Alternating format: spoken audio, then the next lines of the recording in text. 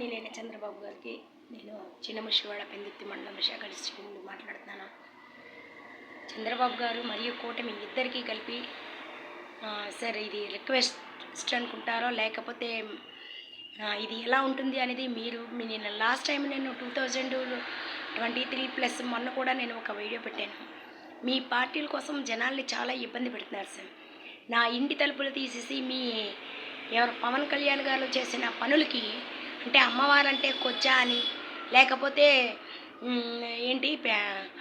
మీ పల్లెటూరు వాళ్ళ పైకి పల్లెటూరు వాళ్ళకంట సపోర్ట్ కోసం అనేసి ఎదుటివాడి మీద నిందలు వేసి చాలా ఘోరంగా హింసించి నా తలుపులు తీసేసి నన్ను ఇబ్బంది పెట్టి నా బాత్రూమ్ ట్యాప్ తీసేసి తర్వాత ఏమో ఈ బయట లైన్లు అవి పీకేసి నేను PhD వరకు చదువుకున్న దాన్ని స్వీపర్ అని మన్నిందన్నని సెక్యూరిటీనని లేనిపోయినవన్నీ క్రియేట్ చేసి ఆ జనాల మన్నిం వాళ్ళని తర్వాత ఏమో లేబర్స్ని 4th క్లాస్ ఎంప్లాయీస్ని తర్వాత మన డొమెస్టిక్ హెల్పర్స్ని మొత్తం అందరిని రచ్చగొట్టి నా ఇంటి మీద దాడి చేయించి ఒక్కలు కాకుండా అందరితోని ఉచ్చలపోయించి ఇంటి మీదకు పంపించి గొడవ నన్ను ఇబ్బంది పెట్టి నన్ను కొట్టి నన్ను బస్సుల్లోని దాడులు చేయించి నా ఇంటి తలుపులు తీసేసి నేను కంప్లైంట్ ఇస్తే పక్కదానికి కాంపన్సేషన్ ఇచ్చి నా బండి బ్రేకులు తీసేసి చుట్టూ తిరిగి నన్ను డబ్బులకు తిరుగుతున్నామని ఆ జనాలందరికీ వేల మీద రేసేసి ఆ రోడ్ల మీద పంపించి వాళ్ళేమో వాళ్ళు పొద్దుటుండి రాత్రి దాకా పిచ్చోళ్ళగా ఒకళ్ళు కొట్టుకు చేస్తున్నారు. కనీస బుద్ధి జ్ఞానం లేదు.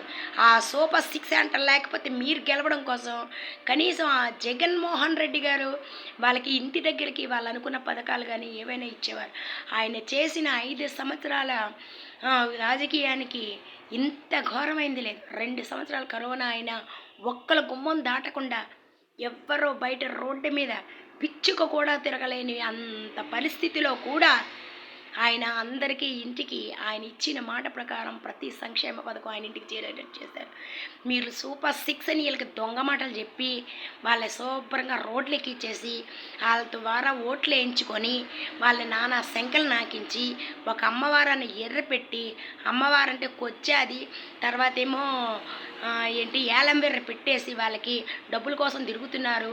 ఏదో అఫీషియల్ చేసి మళ్ళీ దాన్ని డౌన్ చేసి ఆధార్ కార్డు ఫోన్ నెంబరు ఆ పాన్ నెంబరు అని లింకులు పెట్టి ఎక్కడో ఒక దిక్కుమాలి కేసేసి వాళ్ళ రోడ్ల మీద వాళ్ళకి తెలియలేని వయసులో వాళ్ళందరినీ శుభ్రంగా రోడ్లు ఎక్కించి వాళ్ళ కళ్ళు కిడ్నీలు మొత్తం వాళ్ళ పార్ట్స్ ఏవైతే ఉన్నాయో అన్నీ అమ్ముకు దొబ్బి మన్నింబాలతో చెడుపులు పెట్టించి దానికి వశీకరణ పెట్టి చుట్టూ ప్రయోగాలు వాళ్ళతోనేమో మందులు పోయించి ఓవర్ బ్లీడింగ్ అయిపోవడానికి మెన్సెస్ ఎవరితోనో కడుపులు దించుకున్నారు లేకపోతే ఎవరితోనో తిరిగారు కారుల్లో తిరిగారు బస్సుల్లో ఏంటండి ఇది అసలు ఏంటి దరిద్రంగా చేస్తున్నారు మీరు అసలు ఏమైనా బుద్ధి బుర్ర ఉందా మీరు వయసు అంటున్నారు వయసు అయితే మీ పర్సనల్ పెట్టుకోండి అంటే ఇప్పుడు కేవలం నీ పల్లెటూరిని సపోర్ట్ చేయడానికి మీరు అలాగా ముక్కు స్టోరీలు చెప్తుంటే ముక్కుల్లో వస్తుంది కంపల్సరీ పెళ్ళి ఉండాలి అంటే మీరు జనరల్గా ఆలోచించండి 25 lakhs 30 lakhs వరకు అదర్ కంట్రీస్లోని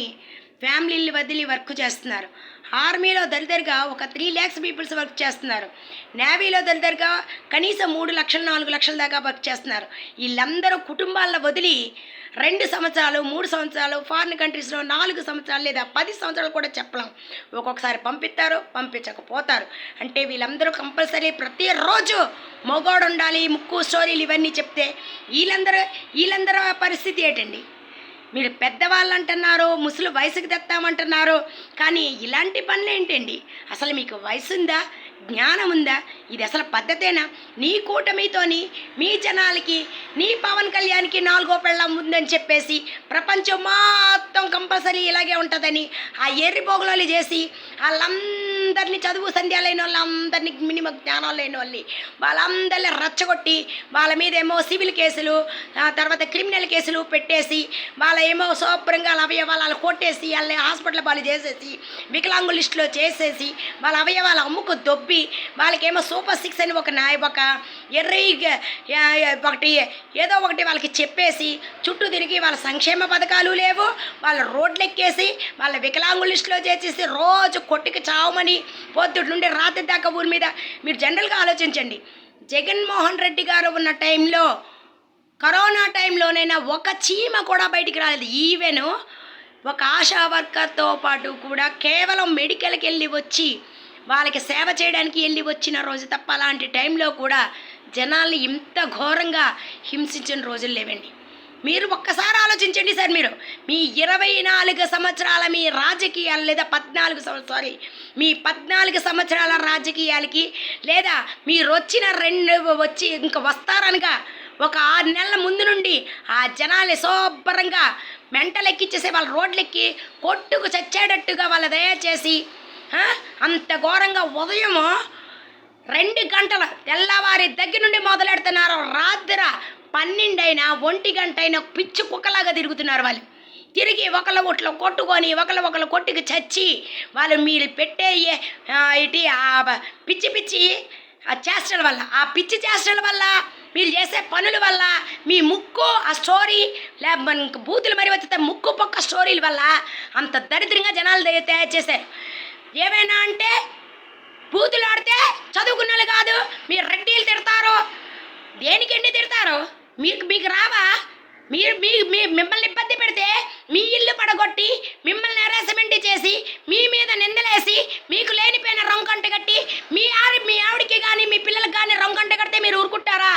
ఏ తప్పు చేయలేని వాళ్ళు మిమ్మల్ని హింసించి అది కొచ్చాది ఎవరితో పడుకోలేదంటే అంటే పడుకుంటేనేమో పతివ్రత, పడుకోకపోతే కొచ్చాది. మీ దృష్టిలో అదేనా? రెడ్డిలందరూ బూతులు మాట్లాడతారు, లేకపోతే లంచులు అంటే నీ కాపుది చేస్తే నీ కమ్మది చేస్తే అది పతివ్రత. సైలెంట్గా ఏది లేకపోయినా చదువు లేకపోయినా సంధ్య లేకపోయినా సరే పెద్ద పెద్ద బిల్డింగ్లు ఉంటే ఆఫీషియల్ ఎక్కడ పెడుతున్నారండి? మీరు సంపాదించిందంతా రాజకీయాల్లో జనాల డబ్బంతా ఏడ్చేస్తున్నారు. మీరు జిఎస్టీ ఏమవుతుంది? సంఘాల డబ్బులు ఏమవుతున్నాయి ప్రజలవి? ఇంతమంది ఆడవాళ్ళు కష్టపడి ఎన్నో ఇటు సంస్థలు పెట్టుకొని వాళ్ళు డబ్బు సంపాదిస్తున్నారు. ఆ డబ్బులన్నీ ఏడ్చేస్తున్నారండి మీరు. ఎవరికండి మీరు హానీలు తప్పుతారు? పెట్రోల్ అంటే అది కేంద్రం తీసుకుంటుంది, మిగతా డబ్బులన్నీ ఏడ్చేస్తారండి. ఇక్కడ వచ్చిన సంపాదన అంతా ట్యాక్స్లు ఏమవుతున్నాయండి? రెవెన్యూ నుండి వచ్చే సంపాదన ఏమవుతుందండి? ఇవన్నీ ఏమవుతున్నాయి? అసలు అడిగేవాడు ఎవడో లేడేనా? మీరు కనీసం జగన్మోహన్ రెడ్డి గారు కాలు కోటికి కూడా సరిపోరు. మీ ఏజ్కి తగ్గట్టుగా మీరు ఒక్క పని కూడా చేయట్లేదు. మీరు వెనకాతలే ఉండి కోతులు తీస్తున్నారు, జనాల్ని ఇబ్బంది పెడుతున్నారు, ఆడవాళ్ళ మీదేమో లేనిపోయిన క్రియేట్ చేస్తున్నారు. అవన్నీ జగన్మోహన్ రెడ్డి చేశాడు అంటున్నారు. మీరు నిజంగా బుద్ధి ఉంటే, మీకు నిజంగా 74 సంవత్సరాలు ఉంటే ముందు మీరు ఏవైతే అమలు చేశారో అవన్నీ సంక్షేమ పథకాలు. ఇక్కడ నాకు వైస్ రేషన్ కార్డు లేదు, నాకు సంక్షేమ పథకాలు లేదు. కానీ మీరు చేసే పనికి రోడ్ల మీద జనాలు తిరిగి కొట్టుకు చేస్తున్నారు ఒకళ్ళు. మీకు బుర్ర బుద్ధి లేకపోతే, నీకు తోలుంటే నీ 74 సంవత్సరాల తోలకి, లేకపోతే మీ వైఫ్కి అనకూడదు, నీ వైఫ్కి తోలుంటే మీరు వెళ్ళండి, లేదా నీ పల్లెటూరులో ఎవరికి తోలుంటే దాన్ని తప్పించుకోమనండి. అంతేగాని మొత్తం ప్రపంచం అంతా ఉందని ఈరోజు జనాలు ఆంధ్రప్రదేశ్లో ఎంతమంది అయితే జనాలు ఉన్నారో ప్రతి గ్రామం, ప్రతి జిల్లా, ప్రతి ప్లేస్లో మీరు వాళ్ళందరినీ రెచ్చగొట్టే రాష్ట్రాలు వాళ్ళందరూ పొద్దు నుండి రాత్రి దాకా ఇంకా ఇదే పని మీద తిరుగుతున్నారు. వాళ్ళు ఎందుకో తెలుసా? మైండ్ వాళ్ళకి ఇస్తానన్న సంక్షేమ పథకాలు ఇవ్వలేదు, చుట్టూ తిరిగి వాళ్ళ కేసుల్లో ఇరికించారు. అటు కుటుంబాలతో పిల్లల బాగొట్టుకొని ఇటేమో భార్య, ఇంతమంది ఒకవైపు మొగుళ్ళు చచ్చి ఎంత అల్లకొల్లాల మీరు ఆంధ్రప్రదేశ్ చేశారో మీకు అర్థమవుతుందా? కనీసం మీకు జ్ఞానం లేదా? బుద్ధి జ్ఞానం లేదా? మీ 74 సంవత్సరాలు నీ పవన్ కళ్యాణ్కి 4వ పెళ్ళం, 2వ భార్య మా విశాఖపట్నం ఆడపిల్లని మోసం చేసినా సరే సిగ్గులేదు నా కొడుకులకి, వైజాగ్ వాళ్ళకి. నేనైతే అదే చెప్తాను. అలాంటి నా కొడుక్కి అసలు వైజాగ్లో అడుగు పెట్టిన ఒకటే చేయాలి, ఇలా మోసాలు చేసే నా కొడుకుల్ని.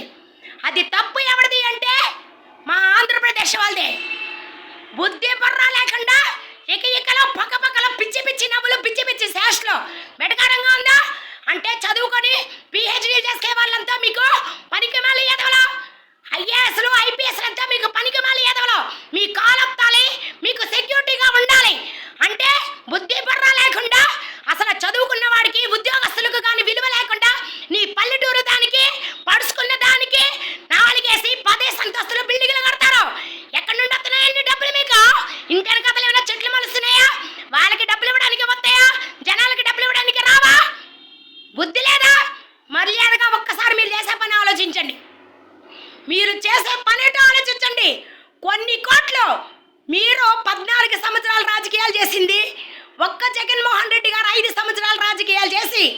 ఎంతమందికి జనాలకి చిన్న ఫుట్పాత్ దగ్గర నుండి పైన ఒక లాయర్గా చేసే వాళ్ళకి, ఒక బ్రాహ్మిన్ దగ్గర నుండి ప్రతి ఒక్కరిని వదలకుండా ఆయన కరోనా టైంలో ఆయన ఇంటికి, ప్రతి ఇంటికి ఆ వాలంటీర్స్ ద్వారా, ఆశా వర్కర్స్ ద్వారా, వాళ్ళు పెట్టిన సచివాలయం ద్వారా ఎవ్వరికి ఏ లోటు లేకుండా చూశారు.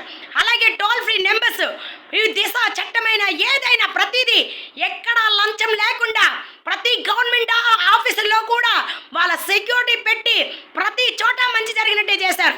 మీరు ఇవన్నీ వదిలేసి ఇష్టం వచ్చినట్టు మీ మీడియా ఉందని జనాల్ని ఇష్టం వచ్చినట్టు రెచ్చగొట్టి వాళ్ళని తప్పుడు దారిలో పట్టించి దొంగతనాలు, మోసాలు, తాళాలు తీయించడాలు, వాటర్లో పోయించడాలు, కాలేజీల్లో కరెంటు బాత్రూంలో సీసీ కెమెరాలు పెట్టించడాలు, చిన్నపిల్లలు చంపి తీయడాలు, రోకాళ్ళు తీసేయడాలు, కిడ్నీలు అమ్ముకు తప్పడాలు. ఏంటండి ఇది? మరీ ఘోరం కాకపోతే ఇది ఎప్పుడైనా ఇంత దరిద్రమైన పనులు చేయడానికి ఏమైనా ఉందా? కనీసం మనుషులాగా ఆలోచించండి. మీరు రాజకీయాలు చేయాలి అనుకుంటే మంచిగా చేయండి. ఎవరికైనా సహాయం చేయాలి అనుకుంటే మీ బొడ్డు దగ్గర డబ్బు ఎవడో తీసేపెట్టట్లేదు. జనాల డబ్బుల్నే వాళ్ళకి ఏ విధంగా సర్ది చేయాలి, ఏ విధంగా పంచాలి అనేది చూస్తున్నారు. మీరు అది ఒకటి గమనించండి. అంతేగాని ఇష్టం వచ్చినట్టు మీరేదో మీ బొడ్డు దగ్గర డబ్బులు తీసి పెట్టినట్టు ఇష్టం వచ్చినట్టు మాట్లాడడం, గవర్నమెంట్ ఎంప్లాయీస్ని, చదువుకున్న వాళ్ళు హేళన చేసి నీ పల్లెటూరు దాన్ని పైకి తీసుకురావడం కోసం దాన్ని 4-5 బిల్డింగ్లు కట్టి ఉన్నాడిని రోడ్డు మీద పాకల్లో అని ఇష్టం వచ్చినట్టు ఆడుకొని పాన్ కార్డులు, ఆధార్ కార్డులు వంకతోని జనాలందరినీ రెచ్చగొట్టి ఏలం మేర పెట్టి వాళ్ళకి వాళ్ళ కొట్టికి చావమని పనికి మళ్ళీ పనులు చేస్తున్నారండి. ఏ మనుషులండి మీరు అసలు ఏ మనుషులా? అసలు మీరు మనుషులైనా? ఒక్కసారి మైండ్ పెట్టి ఆలోచించండి. దయచేసి మాత్రం ఇంకొక 1 వీక్లో తేలకపోతే నేను ఖచ్చితంగా మీడియా ముందు అందరినీ పెడతాను. ఎన్ని మీడియాలు అయితే ఉన్నాయో అన్ని మీడియాలో సపోర్ట్ చేయకపోతే ఆ నడి రోడ్డు మీద మీ కళ్ళ ముందే నేను సూసైడ్ చేసుకుంటాను. మర్యాదగా మాత్రం మొత్తం ప్రాబ్లమ్స్ అన్నీ ఇంకొక 1 వీక్ లోపు క్లియర్ అవ్వాలి. ఒక్క వారం లోపు కనుక మీరు ఇచ్చే ప్రతి హామీ అయినా ప్రతి సమస్య అయినా కనుక క్లియర్ అవ్వకపోతే నడి రోడ్డు మీద మీడియా వాళ్ళందరినీ నిలబెడతాను. గుర్తుంచుకోండి.